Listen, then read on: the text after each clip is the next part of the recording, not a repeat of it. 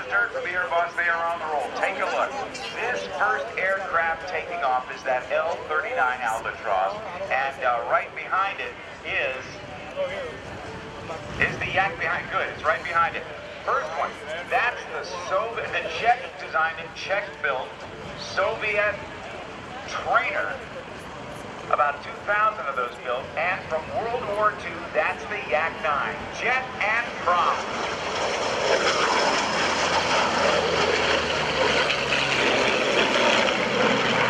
Now look at that, Crunchy's having fun.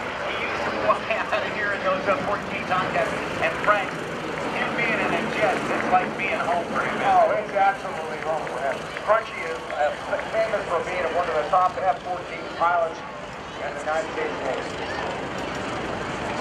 All right, now as he goes into the back course, look highest to the right. This aircraft actually was built from a bunch of parts that were not built in, that were made in World War II, but never were put into an airplane until the 1990s. Let's listen as Bill Lepp also comes by.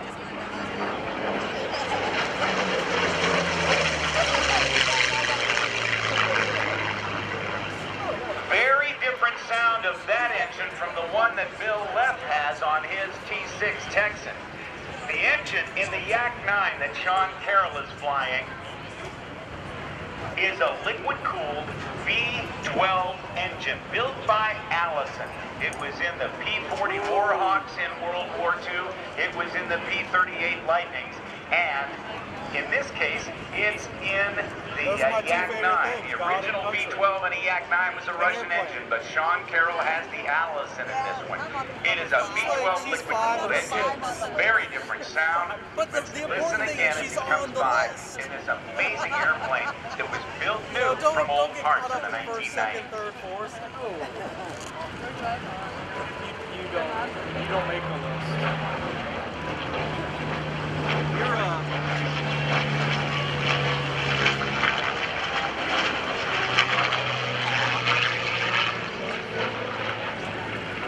It was about 1991 that a bunch of parts from World War II were found in an old Yakovlev Design Bureau factory.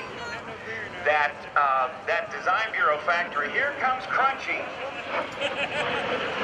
Watch him as he goes up. Tell you one more thing about the Yak. As Crunchy goes screaming up to 4,000 feet.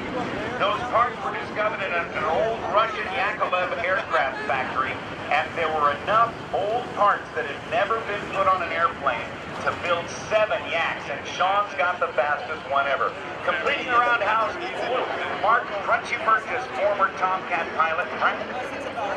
Yes, I want to remind that one of the missions of war aviation, of course, is to facilitate careers. Did you know that the unemployment rate for our returning veterans is over 12%? Much higher than the national average. That's why we encourage employers to hire the vet as they return back to their civilian life. All right, with the 1.5 cubic 8 and the roll and a half on the down line, that extra roll on the down line, Crunchy takes this aircraft that about 2,000 of these were built. They were used in the former Soviet Union as advanced jet trainers, and some even found their way into combat as light attack aircraft. I believe they called that aircraft the L-59, but it's got about 3,800 pounds of thrust turbofan engine in it. Not as powerful as the engines on an F-16, but still enough to get this airplane going at speeds of in excess of 500 miles per hour. You can see it climb like crazy, and Crunchy is very happy to be back in a jet, because it's like a fighter jet. Performs like a fighter jet, goes fast. Now, as he comes by, let's watch the triple aileron roll. When he reaches the just left of show center, watch for the nose to come up about 10 degrees, and then he'll throw that stick over to, I believe, to the right. And is he going to do the triple? Okay, let's watch him as the nose comes up. There's that 1, 2, and 3.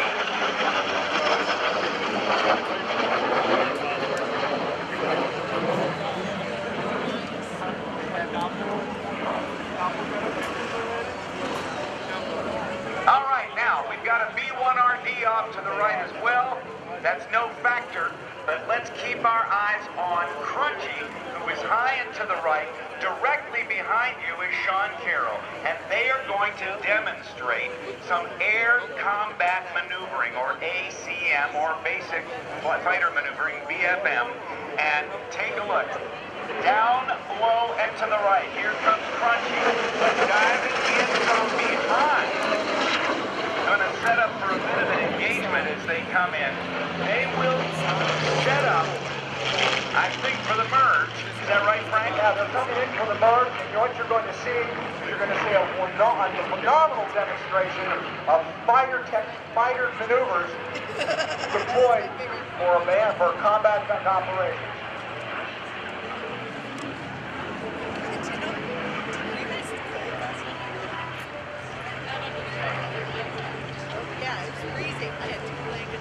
All right, we're going to start this thing one more time. As Crunchy comes by, Sean's going to get turned around one more time. Now let's watch Crunchy, see how he resets for this. Yeah, they was on there. On the merge one more time.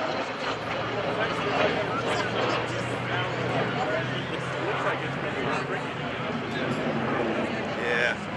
All right, fights on, I think, is what we got now. Rather than coming head-to-head and turning one to another, this is a demonstration of the kind of air battle that actually never took place in World War II and has not taken place in any war since Korea, because it was a combination of propeller-driven aircraft versus jet-driven aircraft, and that happened in Korea in the dawn of the jet age with the MiG fighters, the Russian MiG fighters, and the American fighters like the F-51 Mustang, and I do mean F-51, and the F-40 Corsairs taking on those jet-powered MiGs. It is Sean Carroll maneuvering to get in behind of Mark Crunchy Burgess.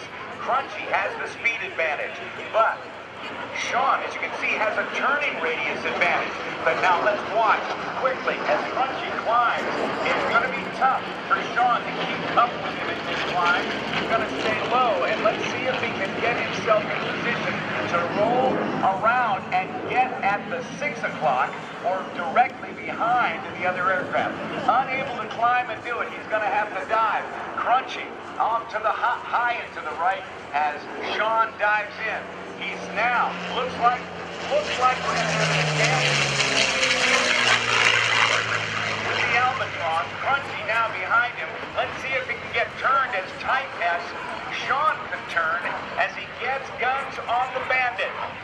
Almost. Sean quickly jinking hard and pulling to the left, but watch him as he reverses with a yo-yo, continues that turnaround, confusing Crunchy. Crunchy now has to break it off and can't get behind.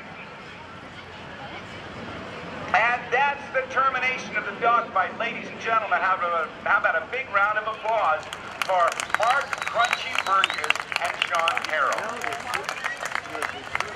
I'd like to remind everyone to come visit us at our ground print and meet Crunchy and Sean.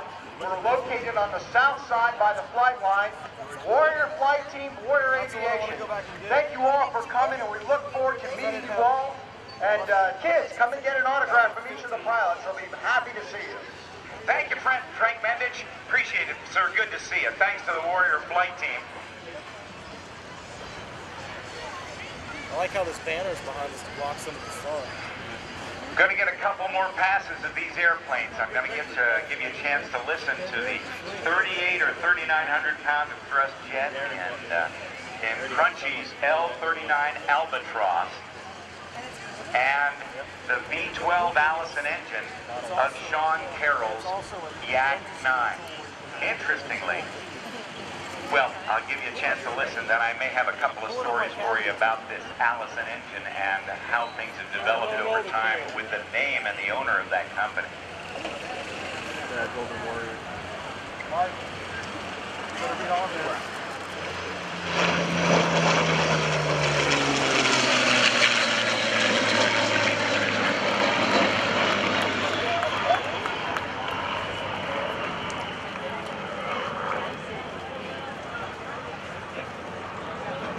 It was back in World War II that one of the frontline fighters for the Royal Air Force in Great Britain was an American-built Curtiss P-40 Warhawk. And that airplane had an Allison V-12 engine in it, like the one that's in that Yak right now. When Great Britain and the Royal Air Force needed more Curtiss P-40 Warhawks, they went to North American Aviation to have them build them for them. And North American Aviation, instead of building P-40s, came up with a brand new airplane that became known as the P-51 Mustang. A great story on that, but originally that P-51 was fitted with an Allison engine. But it didn't perform well enough at high altitude, so the British took one of the engines that was in their Hawker Hurricanes and their early Spitfires, the Rolls-Royce Merlin engine, and teamed it up with that airframe, and the Mustang became arguably one of the best fighters of all time. Rolls-Royce and Allison have since merged and are now headquartered in Indianapolis, Indiana, under Rolls-Royce, and so the Allison now carries that great name of Rolls-Royce. Here comes the Warrior Flight Team.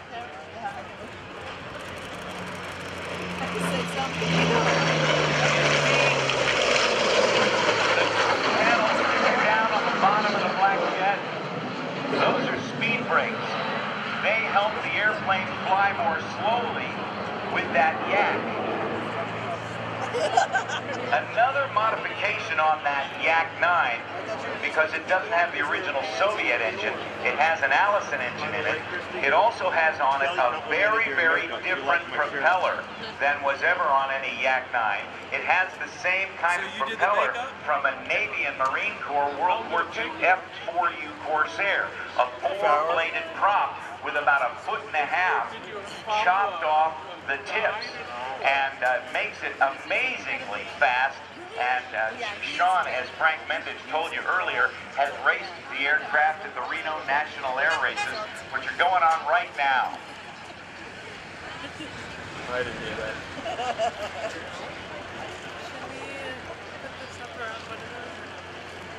Watch Crunchy as he sets up for his landing. When he was flying F-14 Tomcats, he'd do that same kind of approach and then plant the airplane right on the numbers, right on the spot of the runway where he's to, where he would work as a Tomcat pilot. But in this airplane, he flares it and touches down ever so gently right here on runway 5.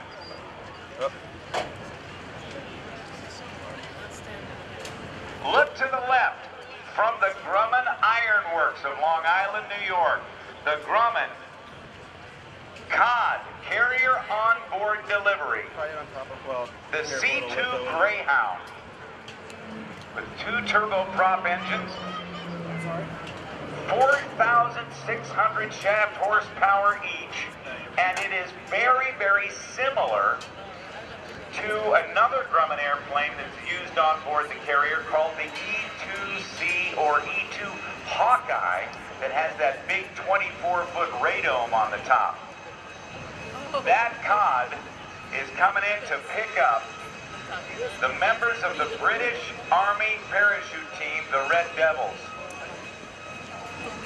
And it'll be landing and will be launching next. Aircraft from the United States Navy and the FA-18 Hornet flight demonstration. There goes Crunchy. We want to thank Pratt & Whitney. They congratulate the men and women of the United States Marine Corps in the 2012 Marine Corps Aviation Centennial Celebration. Congratulations to the Marine Corps.